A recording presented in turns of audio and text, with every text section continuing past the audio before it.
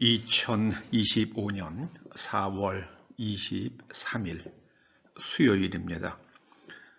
오늘 하나님께서 우리들에게 깊이 생각해 보라 주시는 말씀은 전도서 10장 5절에서 7절까지의 말씀입니다.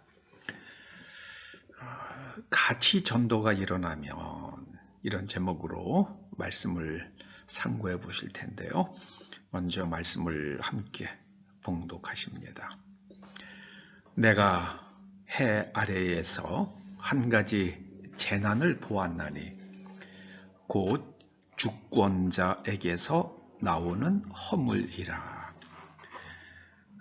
우매한 자가 크게 높은 지위들을 얻고 부자들이 낮은 지위에 앉는도다. 또 내가 보았노니 종들은 말을 타고 고관들은 종들처럼 땅에 걸어 다니는도다. 이 구절, 이 세 구절들을 제가 한번 의역한다면 저는 이렇게 의역하고 싶습니다. 내가 해 아래에서 관찰한 한 가지 악이 있다. 재난으로 번역된 히브리 말은 악을 뜻합니다. 한 가지 악을 보았다. 그것은 통치자가, 주권자, 통치자가 어리석은 사람을 높은 지위에 앉히고 부유한 자들을 낮은 자리에 앉히는 것이다. 나는 안다. 이런 일이 일어나면 곧 세상이 뒤집어지면 노예는 말을 타고 가고 왕자들은 노예처럼 걷게 되리라. 여기 부유한 자들은요, 뭐 돈이 많은 사람을 뜻할 수도 있지만은 우매자와 대비했잖아요. 우매자는 지혜가 빈약한 사람들이죠. 여기 부자들은 지혜가 풍성한 사람들, 지혜자라고 그렇게 의역을 좀 하고 싶습니다. 통치자는 여기서 허물이라고 번역된 히브리 말을 예루살렘 바이블은 misjudgment라고 번역을 합니다. misjudgment, 잘못 판단하는 거예요. 주권자, 통치자는 언제나 가장 중요한 덕목이 통찰력과 판단력입니다. 통찰력은 본질을 꿰뚫어 보는 거죠. 꿰뚫어 보는 능력이 통찰력입니다. 그 통찰력이 없으면 늘 변죽만 울리는 그런 일들 가지고 하다가 가장 중요한 것은 다 놓쳐버릴 수 있죠. 그래서 이 통치자가 어리석은 사람들을 중용하고 지혜가 풍성한 사람들, 그런 사람들을 낮은 자리에 앉혀놓으면 세상이 뒤집어진다. 종들은 말을 타고 가지만 왕자들, 고관들로 번역된 말은 사실은 왕자들이에요. 왕자들은 종들처럼 걸어다니게 될 것이다.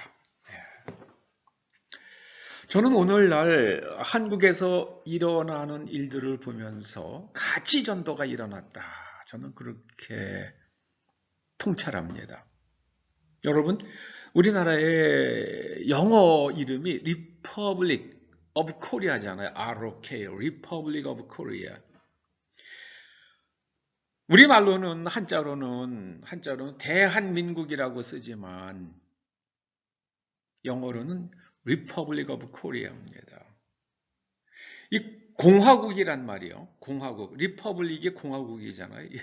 예전에 영화 같은 데 보면은 북한에서 온 간첩들이 그러잖아요.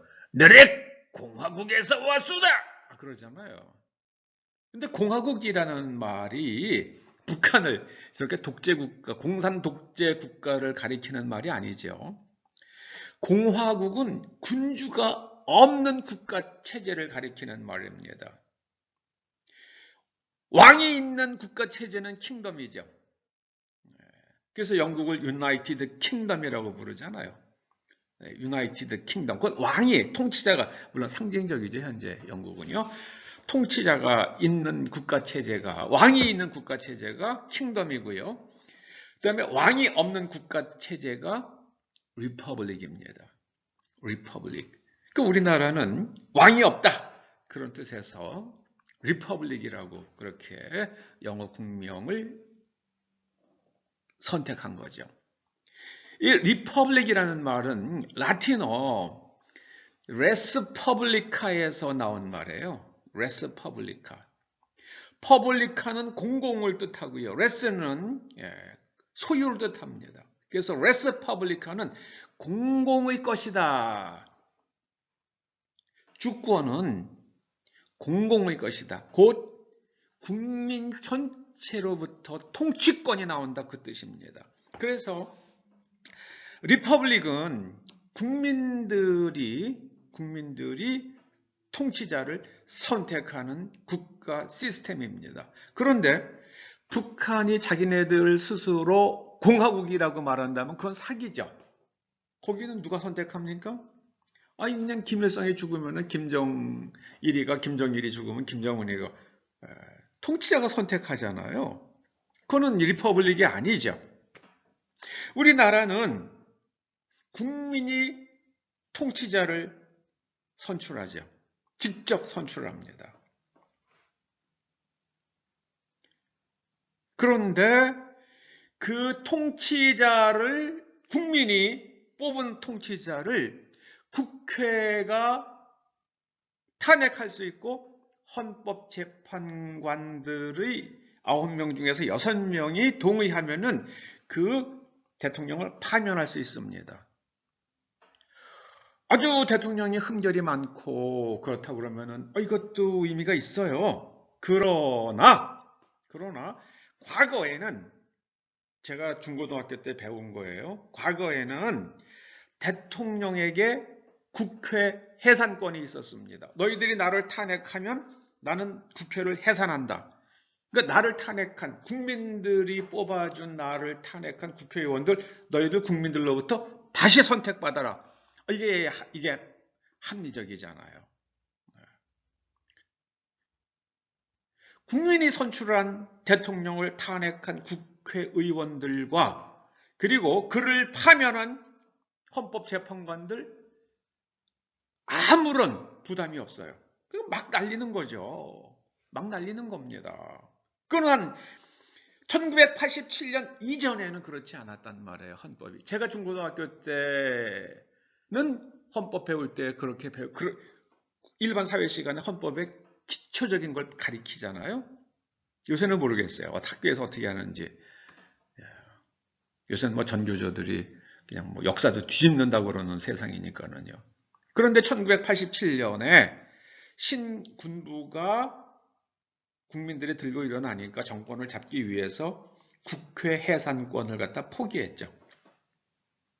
그래서 국민들은 자신들의 손으로 뽑은 대통령을 파면한 국회의원들을 재신임할 수 있는 권리, 그 주권이죠. 내가 뽑은 대통령을 너희들이 불신임해서 파면시켰다. 그러면 우리는 너희들을 재신임할 수 있는 권리가 있다라는 게 당연하잖아요. 그게 리퍼블릭입니다. 그런데 그거를 빼앗겼어요, 국민들이. 그 빼앗긴 것을 갖다 아파하지도 않아요. 그거를 빼앗긴 걸 갖다가 막 그러면 안 된다고 떠들어야 되는 사람들이 누굽니까? 여러분, 한 사회의 개라고 불리는, 도둑이 들어오면은 개는 짖잖아요. 그래서 한 국가에, 건전한 국가에 개라고 불리는, 짖어야 할 개라고 불리는 사람들이 있죠. 누굽니까? 언론인들이에요. 언론인들이 입을 딱 봉하고 있어요. 지금 언론인들은 제가 볼 때는요, 도적을 지키는 개가 아니라 도적이 던져주는 고기를 즐기는 그런 거 아닌가 싶어요. 미국이 그렇지 않아요. 한국도 별로 별로 다르지 않아요. 저는 그런 의미에서 한국은 나라 이름과는 달리 공화정의 핵심인 국민 주권이 어디로 가버렸어요.